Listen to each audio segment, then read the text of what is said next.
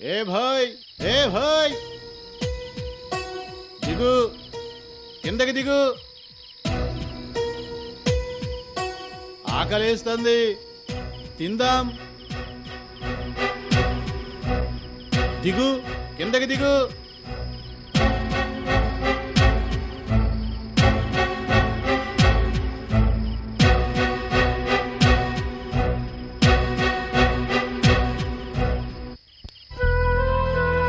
चलो भाई.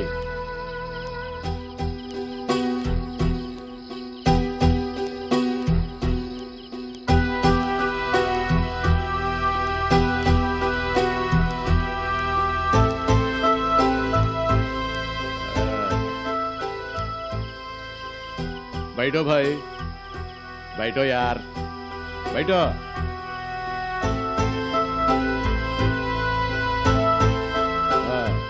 3 प्लेट रोटी. ठीक है साहब.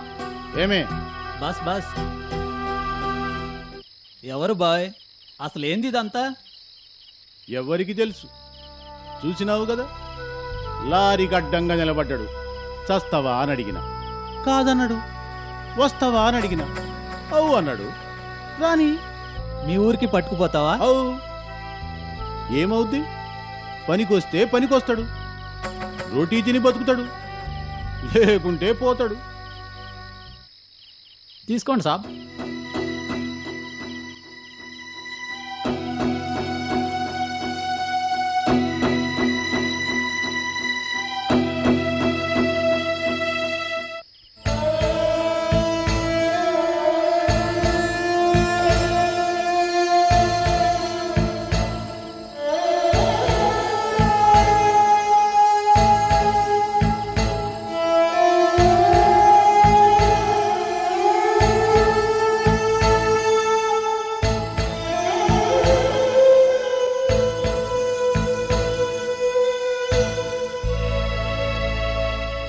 खाओ भाई,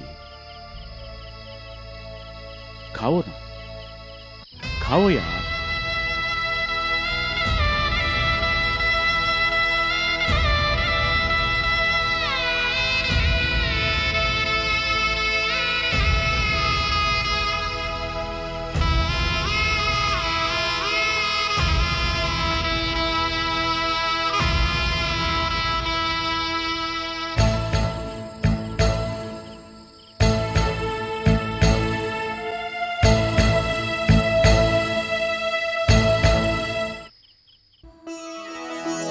శీఘ్రమేవ సుపుత్రా ప్రాప్తిరస్తు. నీ పేరు నాకు నచ్చింది బాబు, కృష్ణేశ్వరరావు. హరిహరులిద్దరూ ఒకటేనని చెప్పటానికి మీ అమ్మగారు నాన్నగారు నీకు ఈ పేరు పెట్టుంటారు. మంచి పేరు. అమ్మా శారద, స్వామి, చాలా ఆనందంగా ఉందమ్మా, చాలా ఆనందంగా ఉంది. మీ అమ్మగారు కూడా వచ్చినట్టున్నారే, ఆవిడేరి? ఆశ్రమంలో పిల్లలకి స్వీట్లు పంచి పెడుతున్నారు. అలాగా, ఆ అబ్బాయిని తీసుకెళ్లి ఆశ్రమం చూపించు. వెళ్ళరా బాబు. అలాగే స్వామి, వస్తాం స్వామి. వస్తాం స్వామి.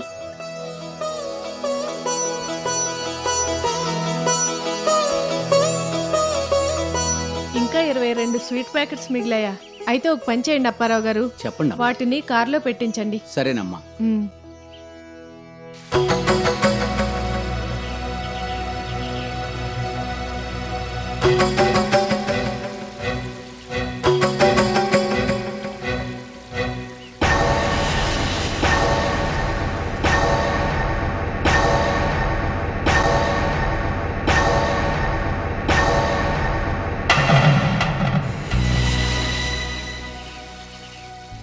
ఈ కుర్రాడు ఇక్కడుంటున్నాడా?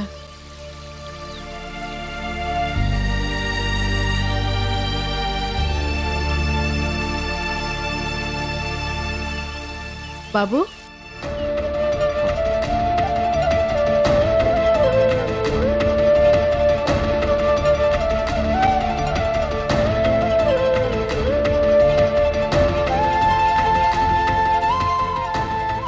బాగున్నావు బాబు?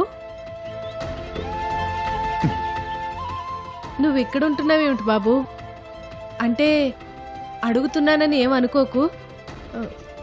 నీకెవరూ లేరా? లేరు. అయ్యయ్యో, నీ పేరేంటి బాబు?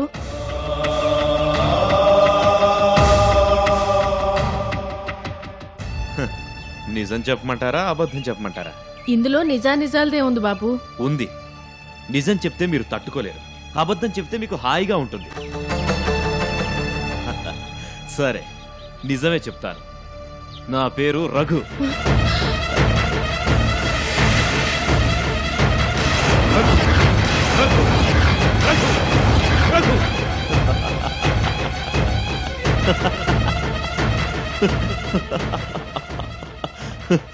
నీ పేరేంటని అడిగితే అలా నవ్వుతావేంటి బాబు?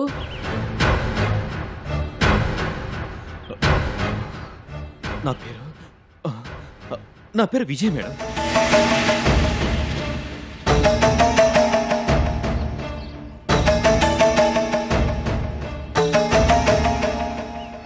విజయ్, మంచి పేరు. ఉంటాను బాబు, వెళ్ళొస్తాను.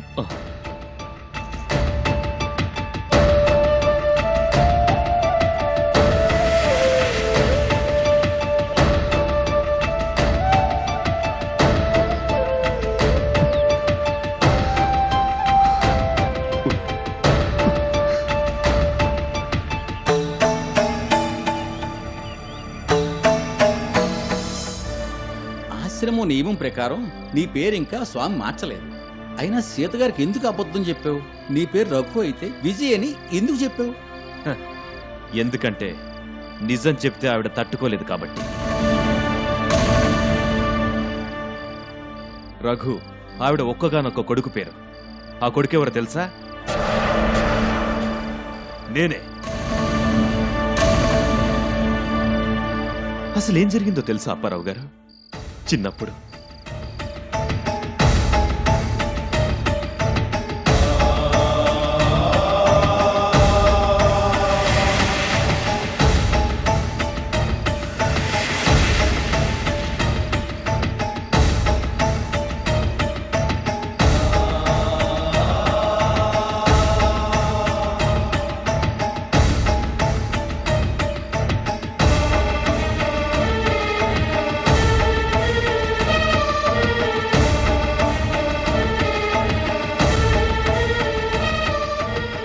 జరిగిందది.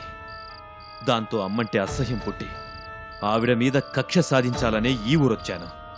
వచ్చిన తర్వాత ఇదెంతవరకు సబబు ఎంతవరకు కాదు అని నాలో నేనే తర్జన భర్జన పడ్డాను. ఆఖరికి ఏవీ తేల్చుకోలేని నిస్సహాయ స్థితిలో ఈ ఆశ్రమం నీడలో చేరాను.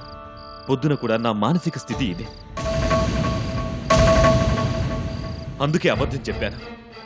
అమ్మ కనిపించినంతసేపు అమ్మ మీద ఇలా కక్ష తీర్చుకుందాం అలా తీర్చుకుందాం అంటూ ఏవేవో ప్లాన్లు.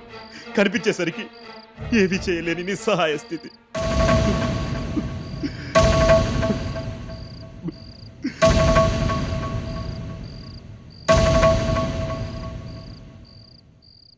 ఎందుకు అప్పారావు గారు, ఎందుకు ఇలా తయారవుతున్నాను? అమ్మంటే ప్రేమ కాబట్టి అంతే. చూడు, అమ్మంటే పెదవులు కలుసుకుంటాయి. ఆ పదం పలకటం పెదవులకే ఎంత ఇష్టమైతే మరి మనసుకి ఎంత ఇష్టమో వేరే చెప్పాలా? ఊరుకో. దయచేసి నేను మీకు చెప్పిందంతా స్వామికి చెప్పకండి. ఆయన నన్ను ఇక్కడి నుంచి పంపించేస్తారు. ఓ అనాథగా ఇక్కడ అనాథలకి సేవలు చేసుకునే ఆనందం కోల్పోవాల్సి వస్తుంది. చెప్పంలే.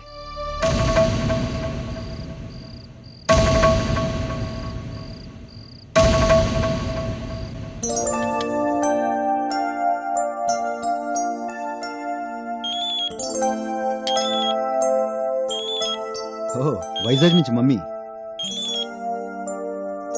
హలో. మమ్మీ చెప్పు. కృష్ణ, ఊటీ నుంచి ఎప్పుడొచ్చారా? నిన్ననే వచ్చాం మమ్మీ.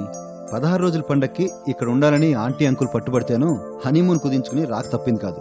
దాంతో వచ్చేసాం. వచ్చిన వెంటనే ఫోన్ చేయాలని తెలీదా? లేదా అప్పుడే మమ్మీని మర్చిపోయావా? Sorry mummy. It's okay. సరే గాని వైజాగ్ నువ్వు ఎప్పుడొస్తున్నావు? మొన్నటి వరకు అంటే డాడీ ఇక్కడ ఉన్నారు కాబట్టి ఇద్దరం కలిసి కన్స్ట్రక్షన్ వరకు చూసాం. ఇప్పుడు ఆయన లేరు కదా. అమెరికా వెళ్ళిపోయిన సంగతి నీకు తెలుసు కదా. ఒక్కదాన్నే ఇక్కడ ఉన్నానన్న ఇంగితం కూడా లేకుండా. సారీ చెప్పాగా మమ్మీ. క్లాస్ వద్దు, విషయానికి రా ప్లీజ్. అయితే నువ్వు వెంటనే బయలుదేరి ఇక్కడికి రా. సరే మమ్మీ, రేపే నేను శారద బయలుదేరి అక్కడికి వస్తున్నాం. ఓకే. శారద ఎలా వస్తుందిరా? తను రానని ముందే చెప్పిందిగా. వాళ్ళ నాన్నగారు ఇంకొంచెం కోలుకునేంత వరకు తను అక్కడే ఉంటానని ముందే నా పర్మిషన్ తీసుకుంది. అయినా ఈ కన్స్ట్రక్షన్ గొడవ వల్ల ఆ అమ్మాయి ఇక్కడుండి ఏం చేస్తుంది చెప్పు? అంతగా శారదని వదలలేనంటే తర్వాత నీ ఇష్టం. పోనీ అద్దెంట్లో ఉంటున్నాం, మన మానాన్న మనం ఉండొచ్చంటే కాదు. సుబ్రహ్మణ్యం గారు లేరు, మీ డాడీ ఫ్రెండ్, ఆయన గెస్ట్ హౌస్ ఇది. ఇందులో మనకు రూమ్ ఇచ్చారు, అందులో ఉంటున్నాం. వెళ్ళిపోతామంటే ఆయన ఒప్పుకోరు. కొత్త కోడల్ని గెస్ట్ హౌస్కి ఎలా తీసుకొస్తాను చెప్పు? నువ్వే ఆలోచించు. నిజమే నిజమే. అందుకని ఓ పని చేయి, సెలవు రోజుల్లో నువ్వు శారద దగ్గర ఉందు గాని ముందు బయలుదేరరా. అంతేనంటావా? ఎంతసేపు రా? 2 నెలల్లో ఆఫీస్ కన్స్ట్రక్షన్, హౌస్ కన్స్ట్రక్షన్ రెండూ అయిపోతాయి. అప్పుడు కొత్త ఇంటికే శారద వస్తుంది. ఏమంటావు? ఏమంటాను? ఏమీ మాట్లాడనివ్వకుండా వివరంగా అన్నీ నువ్వే చెప్తాను. సరే వస్తున్నానైతే. అన్నట్టు మమ్మీ, చెప్పు. శారత్తో మాట్లాడు. బాగున్నారా అత్తయ్య? బాగున్నానమ్మా, నువ్వెలా ఉన్నావు? బాగానే ఉన్నానత్తయ్య. అత్తయ్య, నేను ఆయన ఇద్దరం వైజాగ్ వచ్చేయాలా? నువ్విప్పుడు వద్దమ్మా, తర్వాత వద్దు గాని. కృష్ణకి అన్నీ చెప్పాను, నీకేం తొందర లేదు. రావాలనుకుంటే మాత్రం నా అభ్యంతరం ఏమీ లేదు.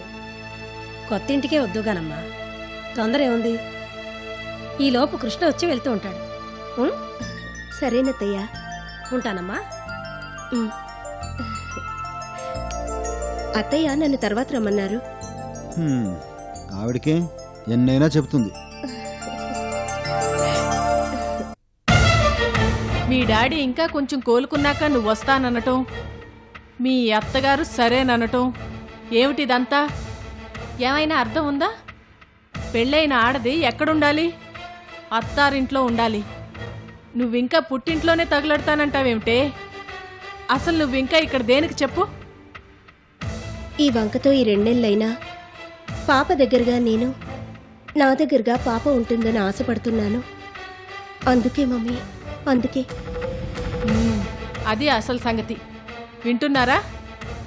అల్లుడు గారు ప్రయాణం పెట్టుకుని శారద తనతో రావటం లేదంటే ఏదో ఉందనుకున్నాను.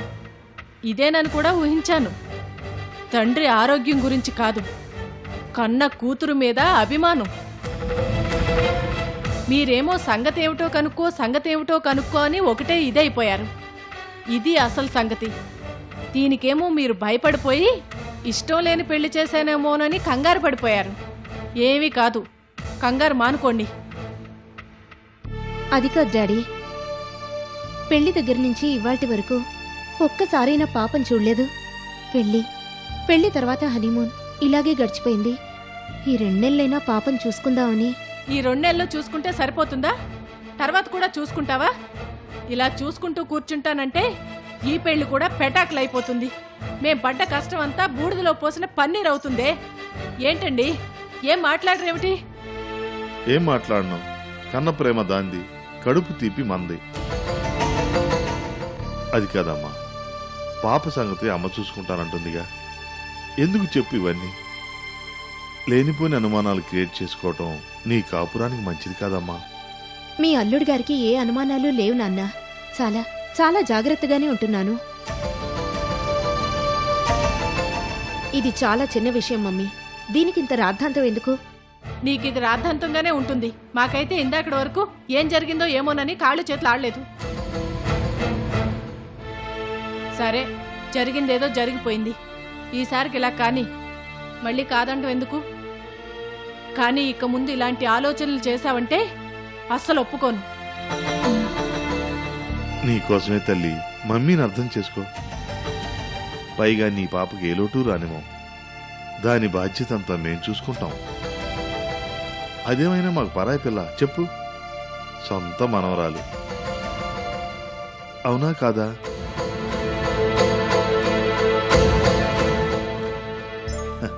మరికనే ఇక ముందు ఇలాంటి ఆలోచనలు ఏమీ పెట్టుకోకు. వెళ్ళమ్మా.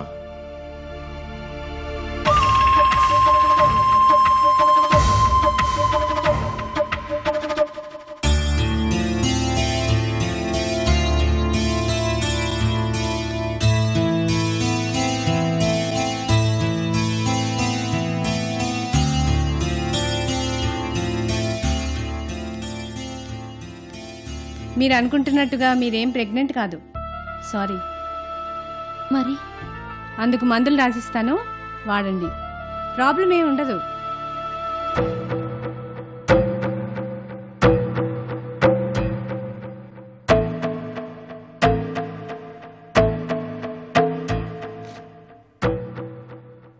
ఈ మందులు కంటిన్యూ చేయించండి. 1 మంత్ తర్వాత మళ్ళీ రండి. ప్రాబ్లం ఉంటే అప్పుడు ఆలోచిద్దాం.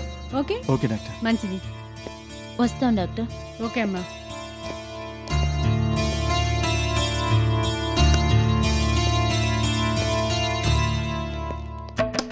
కాదంటే విన్నావు? ఓ హడావుడి. మరి కడుపులో అదోలా ఉండటం, వాంతులు అవన్నీ ఏంటండి?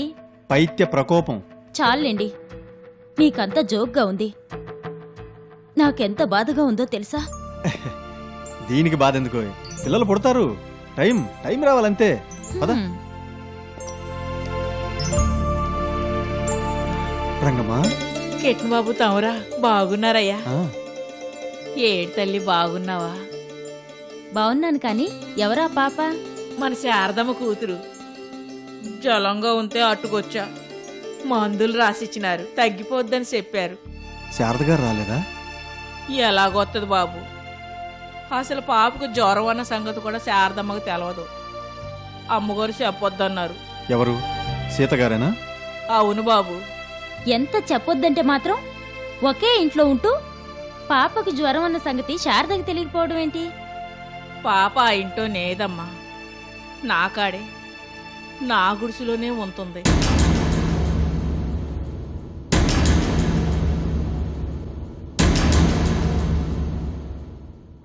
అదంతా ఓ పెద్ద కథ తల్లి.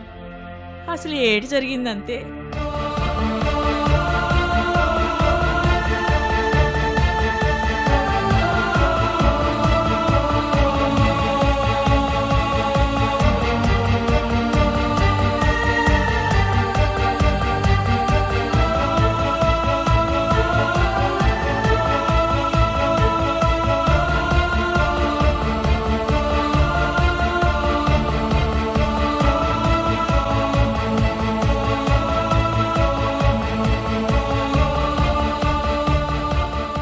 అది బాబు సంగతి. దాంతో ఈ సంగతులు ఏటి శారదమ్మ తల్లికి తెలవు. ఆఖరికి భాస్కర్ కూతురు నీ మనవరాలైందనమాట. ఓ పంచే రంగమ్మా, పాపని మాకివ్వు, మేం పెంచుకుంటాం. ఓలమ్మ వద్దు బాబు, గోలైపోద్ది. బాబు ఈ సంగతి తమకు చెప్పినట్టు చెప్పబాకండి, నా బతుకు పోద్ది. నిజమేలే. సరే, నువ్వు వెళ్ళు. వస్తానయ్యా, వస్తానమ్మా. ఉమ్.